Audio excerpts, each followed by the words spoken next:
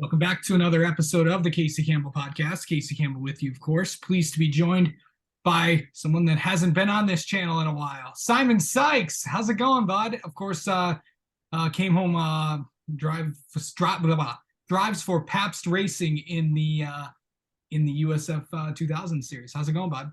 Yeah, glad to be back. Thanks for having me on the show. We just got wrapped up with our first weekend of USF 2000 competition at the Firestone Grand Prix of St. Petersburg. And, well, it wasn't exactly what I expected, but given the circumstances, it was a half decent weekend with some points to go on to the next race with.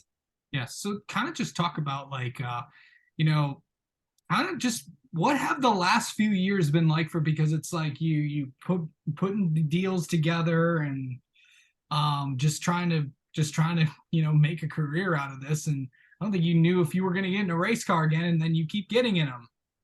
I mean, it's always a question of will I be in a car again at any point?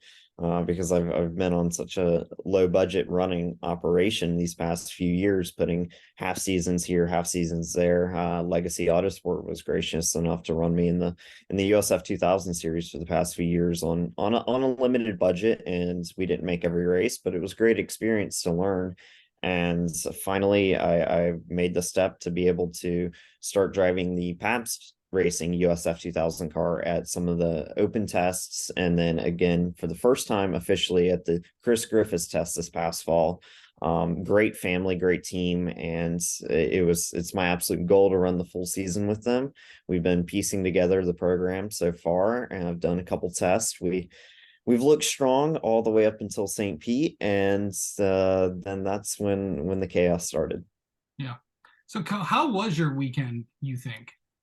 Oh, mentally exhausting at the very least. We showed up and we had a continuation on spring training where we were the fastest in that first practice, the one and only practice session we had this weekend.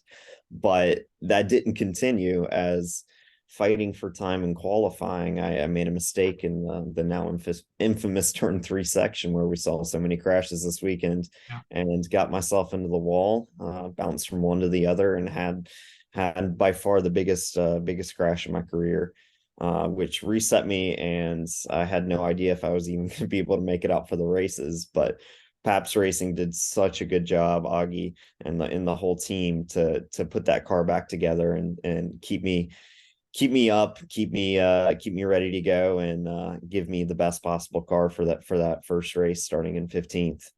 Yeah. And then you came close to in the second race, and got a podium on there. Yeah, it was that one stung a little bit. I'm still chasing that first win in the series. It's been a while now. I had a close finish at 2021 Road America, where I think I was 600ths off the win in a fight to the finish with Thomas Netvo.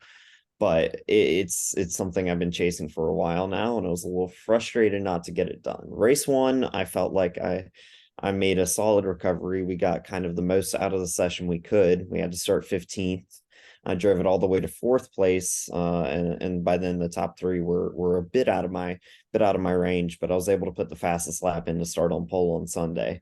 Sunday rolls around, and it was not what I was hoping for, but a solid result to take off of the weekend. We started on pole, so naturally I wanted to convert that into a race win, but came up short on 2 occasions into turn 1, which really hampered my progress, because I definitely had a real shot to win that race. And again, we turned the fastest lap, but just barely lost out to Nikita, who drove a really strong race. Okay, so now let's talk about what is next for you. We really don't know what to expect this year. I know you're still trying to put some funding together for the rest of the season. Where are we at in that process? And where are we going to see you in Sebring? So right now we're looking towards Sebring. It's obviously I'm not on a full season deal currently, taking it race by race, trying to put that budget together. I know what I need to do to get to Sebring, and I should have a better idea here in the next week or two on where I am with that budget. But starting to put it together and looking forward to trying to make that race here in a few weeks. Yeah, okay. And also, you're doing some other stuff too to keep you busy. Yeah, so I've been talking with you a bit about that. I'm currently working for Kart Chaser, helping out with the cameras and broadcasting at these national kart races around the country where I grew up racing. So it's great to be working for one of my longtime friends who I grew up in this industry with. It's a place I'm familiar with, and it's nice to be at a track when I can't be racing myself. So it's a good time and a nice way to make a few extra bucks too. Yeah, for sure. So outside of that, like what like I know you're still trying to, put stuff together, but overall, like what are you besides that? What I mean, do you I know you have plenty of stuff to keep you busy. What's it like so how many like kart races do you like doing? So on the Card Chaser schedule, there are 34 weekends this year. Obviously, with my program trying to put together some races and some of them being a little farther away, I won't make all of them, but looking to make a bunch of those races. So that'll keep me pretty busy. But working on that, and then it's just full on fundraising to try and make the season happen. It's a make or break part of my career right here. So putting all my effort to trying to keep myself back on track and go for this championship. Did you ever think you'd get back in a car? Because there were times where it's like, I don't know. I've been up and down wildly. There are absolutely times where it was like, well, I think I'm done racing. I mean, I don't know how to put it back together to continue, but with the help of Augie Pabst, giving me a direction and letting me come drive his car, trying to help me by working with me on a race to race basis, it's been a way to kind of claw myself back into it and put myself in a really good situation. Yeah, for sure.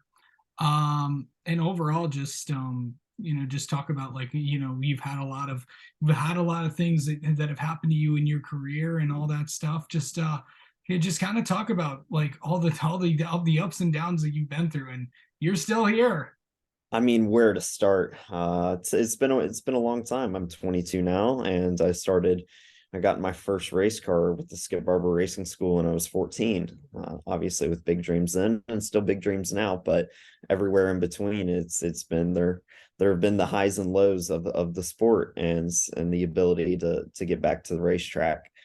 I mean, starting off with, I was going for the Team USA program for a while. It was big highs being nominated for that, but ultimately twice in a row, I came up just a little bit short to make it further in the process and win. Finally, I was able to win with the blessings of Jeremy Shaw in 2020. That year, I actually put together a championship run in F1600 as well, and stacked on top with the SCCA runoffs victory, and it was my first debut in the USF 2000 series, so things were looking great. Had a lot of support rolling into the 2021 season. Quickly things started to fall apart. Money that was supposed to be there, we assumed was going to be there, didn't end up coming through, so I was only able to make a few events. Legacy helped me out a lot to keep me on the program that year.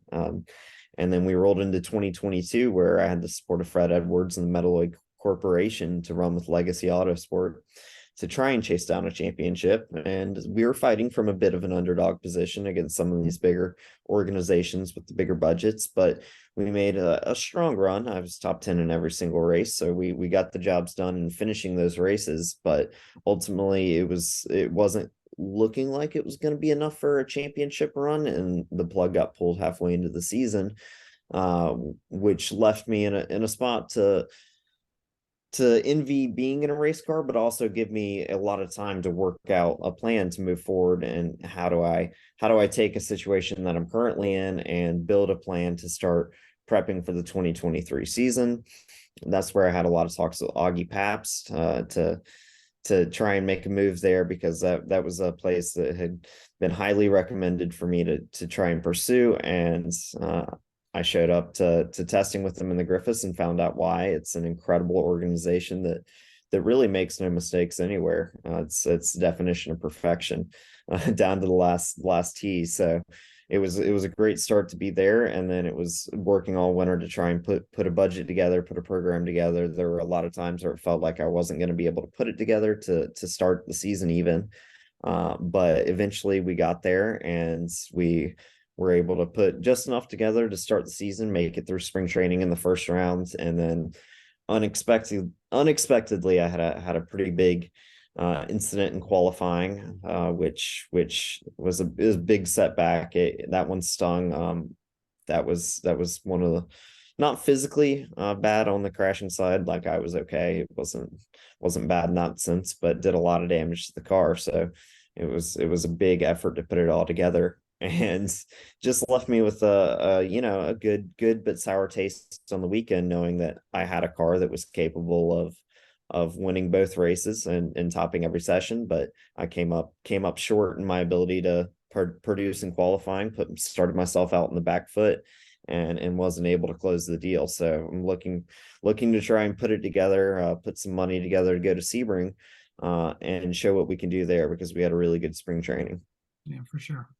All right, we'll keep you updated on what this guy does for the rest of the season, and definitely we'll have you on again sometime soon. But Simon, thank you so much for coming on.